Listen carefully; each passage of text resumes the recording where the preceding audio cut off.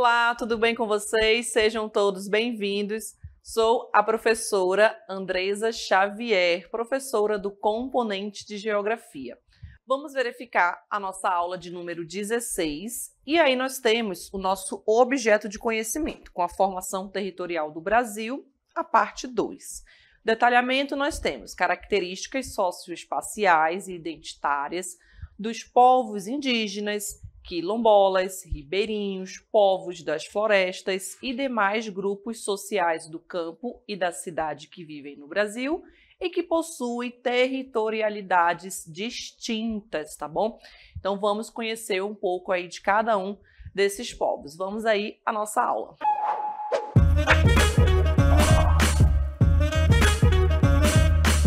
Vamos iniciar observando algumas imagens, né? Nós temos aqui os povos indígenas, temos os quilombolas, onde a gente vai conhecer um pouco das características e também da população, né? Presente no território do Brasil, observando aí por região, por estados, alguns mapas e conhecendo um pouco das características, dos desafios, né? Que esses povos enfrentam nos dias atuais, certo? Observando e conhecendo um pouco e até mesmo a área, né, as territorialidades ocupadas aí pelos povos, certo? Então vamos iniciar observando uma tabelinha e nessa tabela nós temos a população indígena no Brasil. Então vamos iniciar falando sobre os povos indígenas, tá bom? Esses dados são dados bem recentes que estão ali disponíveis no site do IBGE, tá bom? De acordo com o último censo que foi realizado. E aí nós temos a população indígena do Brasil por grandes regiões e unidades de federação, tá bom?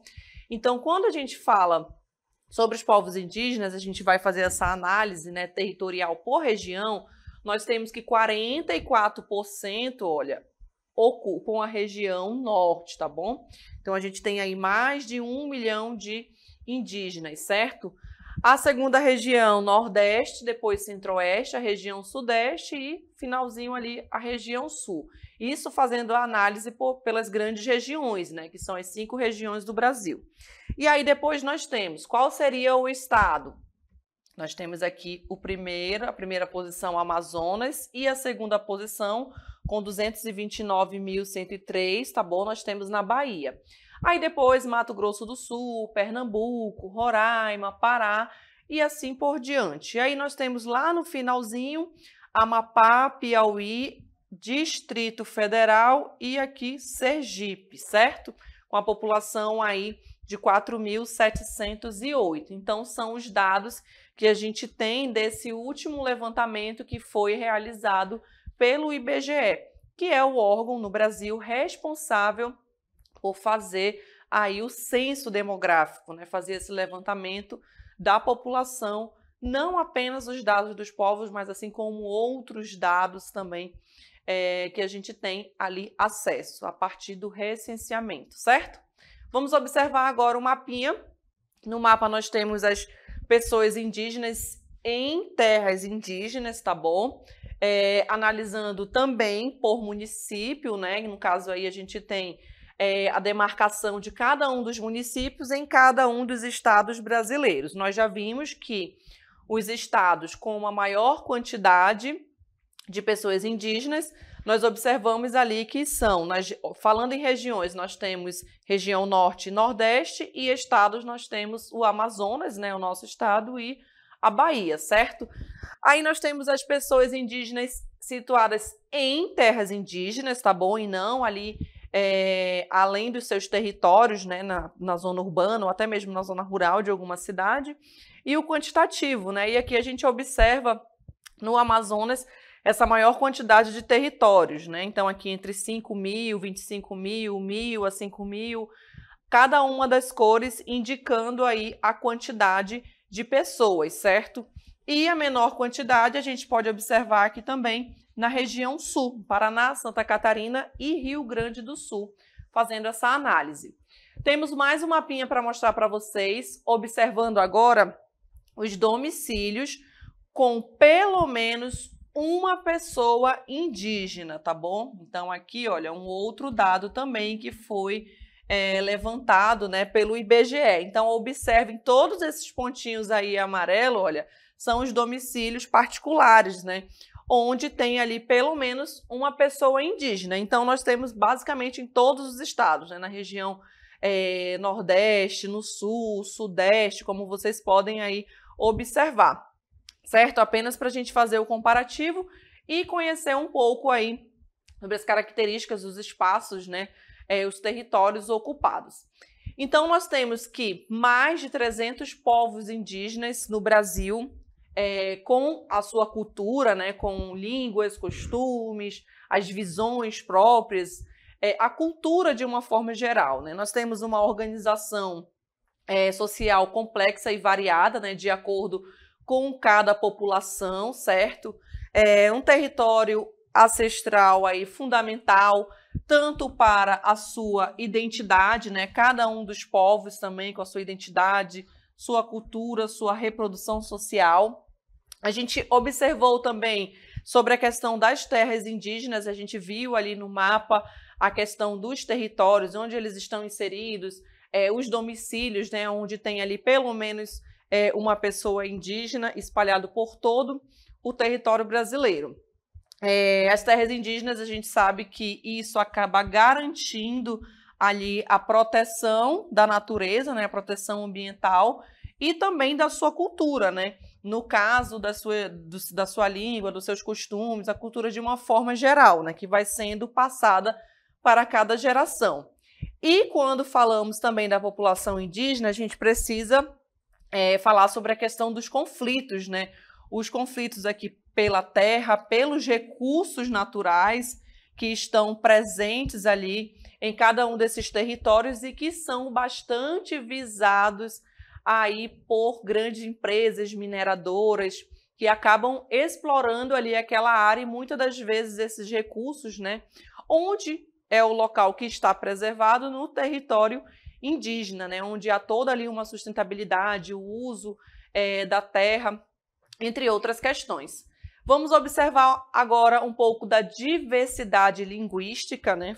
Voltando aí para a questão dos costumes, da cultura, das línguas. Nós temos aproximadamente mais de 270 línguas presentes aqui no território do Brasil, tá bom? Os dados também levantados aí pelo IBGE, que são, né, considerados patrimônio cultural, tá bom, gente? E fazem parte aqui, formam, né, a identidade dos povos indígenas, como nós observamos anteriormente.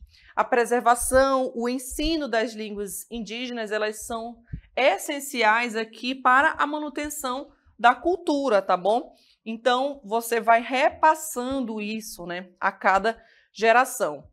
Educação indígena também diferenciada, né, intercultural, ali com a cultura indígena, com a cultura não indígena, bilíngue também, com a língua falada por aquela determinada população, tá bom? E também com o dos não indígenas, certo? Então, nós temos também a valorização da cultura e dos saberes tradicionais, né, que são repassados aí a cada geração, até mesmo para a manutenção dessa cultura, manutenção da história. Os desafios, quando a gente fala sobre os povos indígenas, a gente pode falar sobre a questão do acesso à educação de qualidade, né? Não basta você ter apenas ali educação, fornecer ali uma escola, mas sim uma educação de qualidade, professores também que possam ser da comunidade, né? Professores indígenas, até mesmo porque você vai estar lidando ali com uma outra língua, né? No caso, a língua portuguesa, tá bom? Materiais didáticos também que precisam ser planejados, né? Materiais didáticos adequados para atender a população e, de uma forma geral, para fornecer uma educação de qualidade também para a população, certo? Vamos observar agora no gráfico, nós temos, olha, a distribuição percentual das pessoas indígenas de 15 anos, tá bom? Ou mais aí de idade, por localização de domicílio, segundo a condição, aí levou em consideração, né, aqui no caso, a alfabetização, tá bom? Esses dados, eles são aí também do IBGE, mas esse censo, ele já é aqui do ano de 2010, certo? Então, a gente observa, olha, o total, né, de alfabetizados, e aí a gente observa em terras indígenas e fora das terras indígenas. Então, a gente observa que os alfabetizados, eles estão inseridos aqui fora de seus territórios, né? Então, isso significa que, para ele em busca de educação, até mesmo dar continuidade nos seus estudos, eles precisam sair ali do seio da sua família, do seu território, para ir em busca de educação, né? Como a gente pode observar aí no gráfico. Então, aqui a gente tem o total, tá bom? E fora das terras indígenas, a gente vê bem aqui, olha, vou marcar de vermelho que a gente tem um número bem maior, certo? E também o índice de analfabetos, né? Que a gente pode observar que ele vai ser maior também dentro das terras indígenas. Então, eles estão ali inseridos e muitas das vezes não têm acesso à educação. Vamos agora observar ainda com relação aos conflitos, né, aos desafios também. Nós temos que as populações indígenas, a gente fala sobre a questão da luta por reconhecimento, como a gente pode observar aí na imagem, né, várias lutas com relação à demarcação dos seus territórios, ao reconhecimento, além também do respeito à sua identidade, né, pois precisamos respeitar não apenas a população indígena, né, mas todos os povos, né, dentro do nosso país, dentro dos nossos territórios, ou quando a gente vai ali viajar para um outro país, a gente está lidando com uma cultura diferente, conhecendo uma cultura diferente, e a gente precisa, inicialmente, primeira coisa, ter respeito, né, com o próximo. A demarcação de terras também, a gente tem aqui os conflitos, né, a questão da proteção ambiental e cultural dos povos, o acesso à educação, que a gente comentou agora e vimos alguns gráficos, né, com relação ao fornecimento dessa educação que acaba sendo fora ali do território dessas comunidades, desses povos. E também a saúde de qualidade, certo? Quando a gente fala sobre a questão de ter uma saúde de qualidade, educação de qualidade, a gente sempre fala de uma visão geral do Brasil, né, da população em geral, e acaba deixando ali os povos originários de escanteio, né, como se eles fossem viver ali apenas a natureza e não ter direito a esse acesso, mas eles também possuem os mesmos direitos que a gente, tá bom? De acesso à educação, de acesso à saúde, entre outros. Nós temos aí o combate ao preconceito, né, à discriminação. A gente sabe que hoje infelizmente, né, isso ainda existe, as pessoas têm muito preconceito, discriminam também os povos indígenas, assim como outros povos, os quilombolas, entre outros. A valorização da diversidade cultural, né, valorizar também aqui os saberes tradicionais que são repassados aí de geração em geração, que são repassados para as nossas famílias também. A gente percebe e tem muito disso, né, da diversidade cultural, na língua, nos saberes tradicionais, o reconhecimento das terras, dos direitos indígenas, né, das terras indígenas também, como a gente falou sobre a questão da demarcação, e também a participação, tá bom?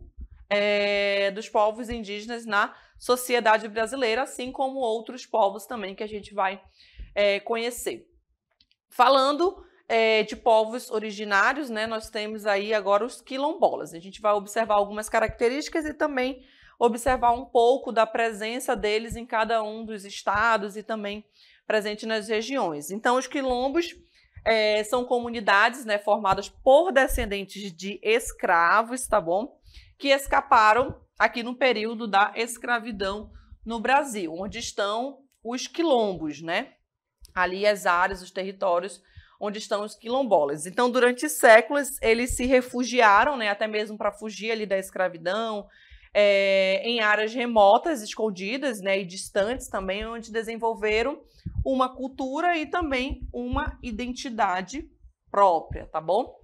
Aí nós temos que hoje existem aí cerca de 6.000 comunidades quilombolas em todo o território brasileiro, tá bom? E aproximadamente aí, de acordo com o censo, um pouco mais de 1 milhão de pessoas. E apesar da Constituição, né, lá do ano de 1988, onde a gente vai encontrar a Lei de Quilombolas, que reconhece os seus territórios, né, os seus direitos territoriais, os seus direitos culturais, tá bom? Os quilombolas, eles ainda enfrentam muitos desafios. A gente vai observar alguns deles. Nós temos a questão da titulação de terra, né, que é o reconhecimento do seu território. Então, aqui seria um dos primeiros desafios, né? A maioria dessas comunidades quilombolas vive em terras que não foram tituladas, não recebeu ali o título do governo, e isso acabou deixando a população, os quilombos, vulneráveis, tá bom?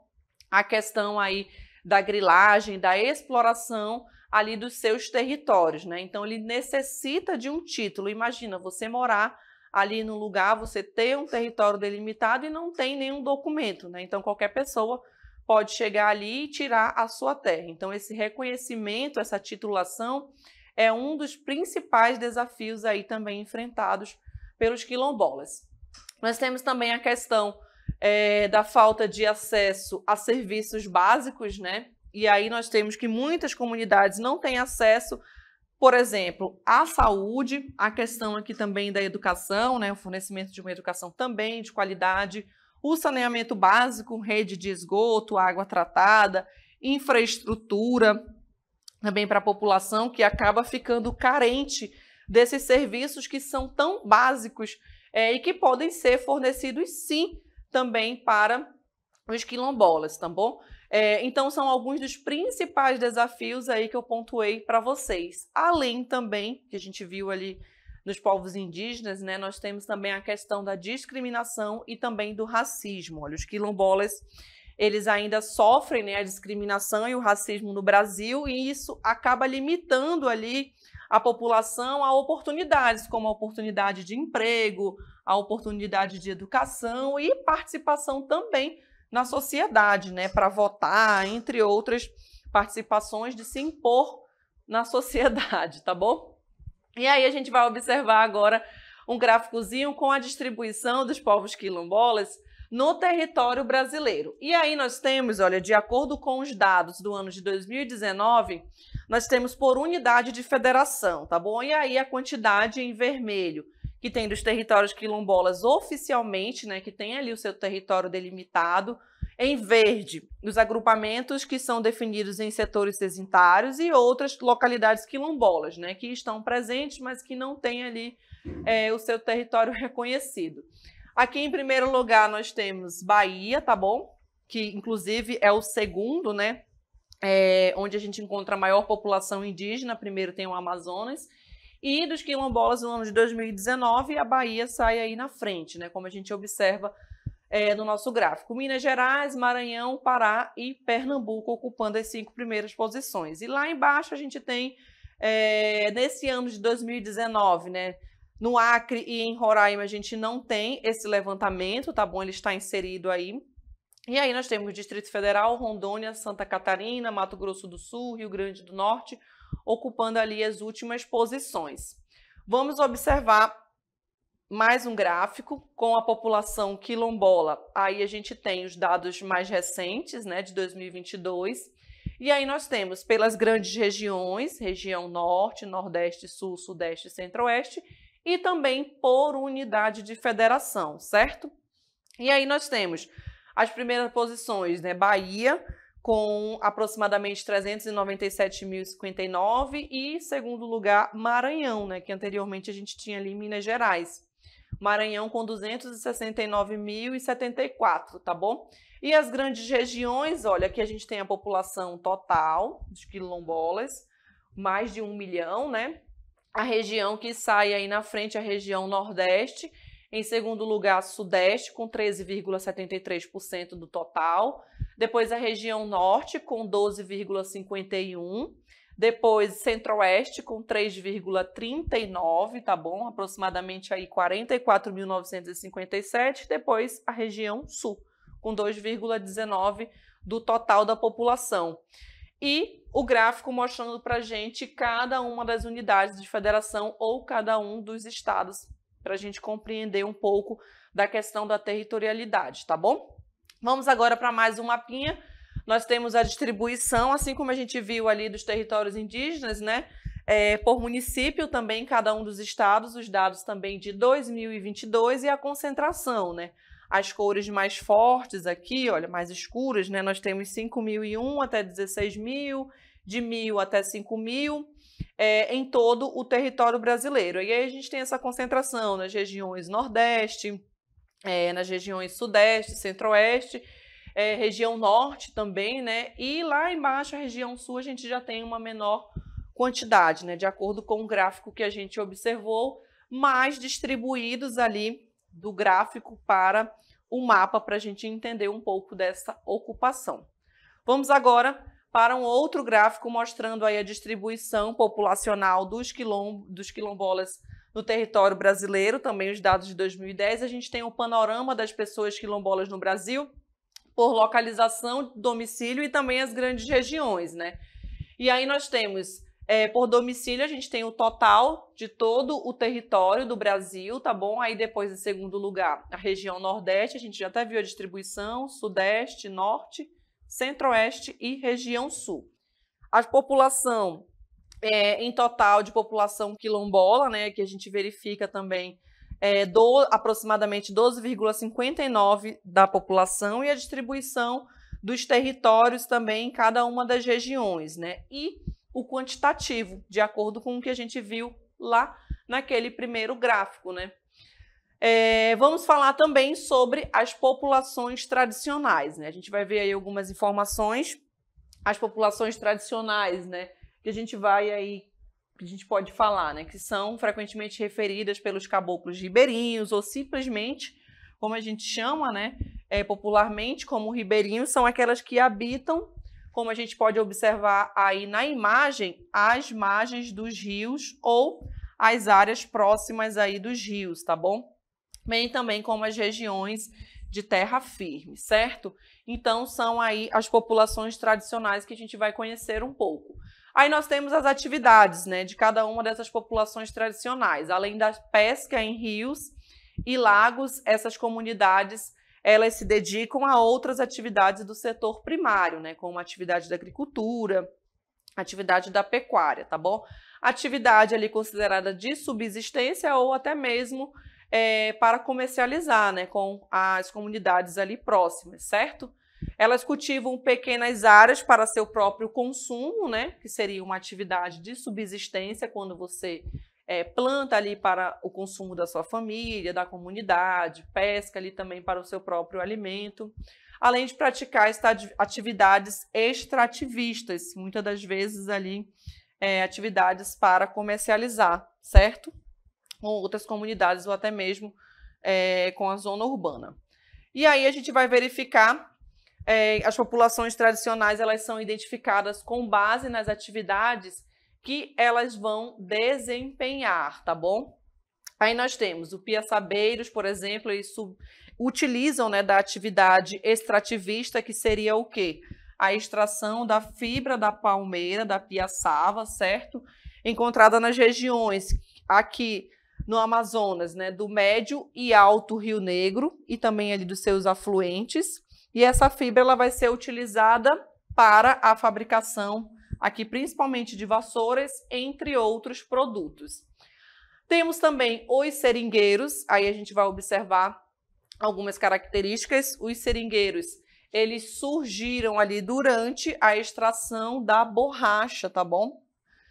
Na Amazônia. Muitos migrantes nordestinos, eles se estabeleceram como seringueiros, né? Fugindo ali principalmente das condições climáticas das suas regiões, né? Que seriam as condições ali presentes do clima árido, semiárido, um clima mais seco, né? Em sua região de origem, onde muitas das vezes eles não tinham como praticar atividade de subsistência, que seria ali cultivar para o seu próprio consumo, né? Então, fugindo da seca em busca de novas oportunidades e também de melhorias de vida. Aí nós temos que o governo federal, ele incentivou, né, essa imigração aí para a Amazônia, certo?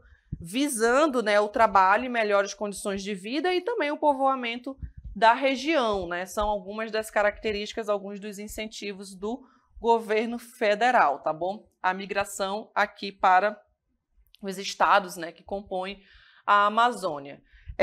E após os 2 ciclos de prosperidade da borracha, né, a gente vai ter aí que os investimentos eles acabaram diminuindo, né? E aí, observando o que a gente observa do fluxo migratório, a gente consegue entender a partir dos mapas, né, onde a gente vai observar esses fluxos de uma região para outra e aí entender o que aconteceu durante aquele período, né? Qual a atividade econômica que estava ali presente, por que aquela população saiu de um lugar X e foi para um lugar Y. E aí a gente tem esse entendimento a partir desta análise. Muitos seringueiros, aí a gente observa que eles permaneceram na região amazônica, né, devido à falta de alternativas viáveis após o declínio, né, que nós chamamos, que a gente viu aí anteriormente, da indústria da borracha, né? Então a gente observa esse fluxo migratório e aí a população em busca de outras atividades, tá bom? E aí a gente vai observar esse fluxo migratório entre os estados, entre essas regiões da Amazônia. Temos também, ainda nas populações tradicionais, a gente vai observar na próxima imagem.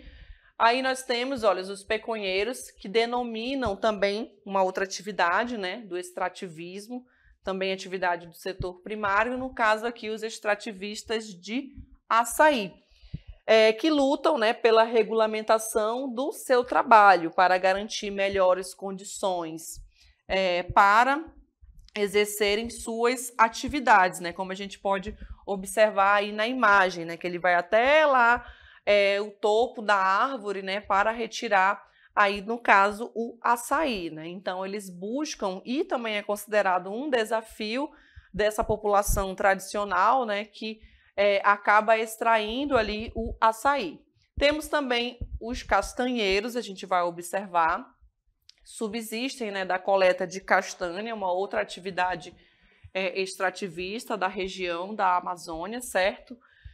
A dinâmica de trabalho também envolve, como a gente pode observar aí na imagem, olha, eles vão ali para a mata, né, adentram a mata com os cestos trançados, chamados de paneiros, que vai ali preso nas costas, como a gente pode observar aí na imagem, e também utilizando dessa atividade como a economia, né, ali dessas populações tradicionais. Também a gente vai observar um pouco dos desafios. Na próxima imagem, a gente tem aí que durante a coleta, os castanheiros, eles observam a presença aí dos ouriços, né, que é, no caso, que está representado aí dentro do cesto, né, que está aí na imagem. Então, eles pegam ali no chão enquanto são recolhidos e depositados aí nos pães, tá bom? Enquanto eles estão cheios, eles vão ser descarregados, né? Depois vai ser chamado ali uma outra parte da atividade, que é o quebrador, onde ele vai retirar ali a castanha, né? Onde ele pega ali machados para separar as sementes, certo? Temos também que após essa seleção das sementes, as castanhas, elas vão ser colocadas em sacas, né? A gente tem aí aproximadamente 100 quilos de cada uma. Elas vão ser transportadas até ali as margens ou a beira do igarapé, como a gente também pode chamar, onde as castanhas elas passam por uma lavagem, são utilizando ali as peneiras, né? E após essa lavagem, a gente tem aí que essas castanhas elas são novamente ensacadas e aí elas vão ser transportadas ou até mesmo para serem armazenadas, né? Para o seu armazenamento. E aí nós temos a comercialização, né, onde ela vai ser comercializada com outras cidades, com outros estados ou até mesmo com outros países, dependendo ali do fim de cada uma das atividades, né, que vão ser realizadas com elas, a forma como elas vão ser comercializadas e para que elas vão ser comercializadas, né, para ser consumidas como alimento, para a questão aí dos cosméticos, né, entre outras coisas que são utilizadas, certo? Então, essa foi a nossa aula sobre os povos tradicionais, né, sobre os povos indígenas e também os quilombolas, para a gente entender um pouco mais da população brasileira.